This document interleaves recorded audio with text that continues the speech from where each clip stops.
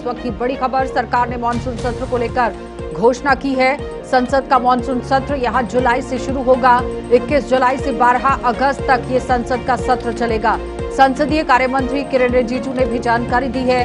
Monsoon सत्र में देखने को यहां पर मिल सकता है कि यहां पर आप देखिए हंगामा किस तरह से हो सकता है। ये मानसून सत्र में देखने को मिल सकता है सीजफायर पर भी सरकार को घेरा जा सकता है विपक्ष की तरफ से। बड़ी अपडेट आपके सामने, जहां पर विपक्ष पूरी तरह से सवाल उठा रहा है कि ऑपरेशन सिंदूर को किस तरह से अंजाम दिया गया। सरकार को विशेष सत्र बुलाने की जरूरत है, लेकिन फिलहाल बड़ी अपडेट दिखाते चले, जहां पर कांग्रेस पार्टी ने सबसे पहले चिट्ठी लिखी थी और उसके बाद ये कहा था कि संसद का जो सत्र है वो बुलाया जाना चाहिए। लेकिन उसके बाद अब सारी पार्टियां जिस तरह से मोर्चा खोल चुकी हैं, अब यहां संसद का मानसून सत्र जुलाई से शुरू होगा।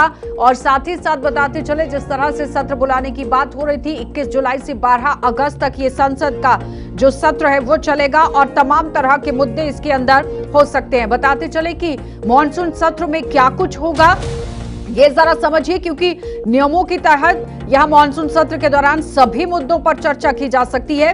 और मानसून सत्र की तारीखों की घोषणा ऐसे समय में हुई है जब विपक्षी नेता ऑपरेशन सिंदूर को लेकर बार बार सवाल उठा रहे हैं। विपक्षी नेता ये कह रहे हैं कि ऑपरेशन सिंदूर को किस तरह से अंजाम दिया गया, सीज फायर किस तरह से हो गया, डोनाल्ड ट्रंप क्यों बार बार यहां पर जिम्मेदारी ले रहे हैं और क्रेडिट ले रहे हैं। इन तमाम सवालों के जवाब सरकार को देने चाहिए। और उसके साथ ही देखिए, जिस तरह से जल्द ये विशेष सत्र बुलाया जाना चाहिए, इसकी मांग रखी गई। तो ऑपरेशन सिंदूर के तहत भारत ने पहलगाम अटैक का बदला लिया था, जिसमें पाकिस्तान पीओके में मौजूद आतंकी ठिकानों को भारत ने ध्वस्त किया था। लेकिन जस्टिस वर्मा की जो अब मुसीबत है वो भी आप देखिए किस तरह से बढ़ सकती है। माना यह जा रहा है कि मानसून सत्र में जो जस्टिस जशवंत वर्मा है उनका मामला गूंज सकता है। और ये सोर्सेज भी ये कह रहे हैं कि जस्टिस वर्मा के खिलाफ जो महाभियोग का प्रस्ताव लाने की तैयारी है। और इससे पहले संसद का जो बजट सत्र है वो 31 जनवरी को शुरू हुआ था,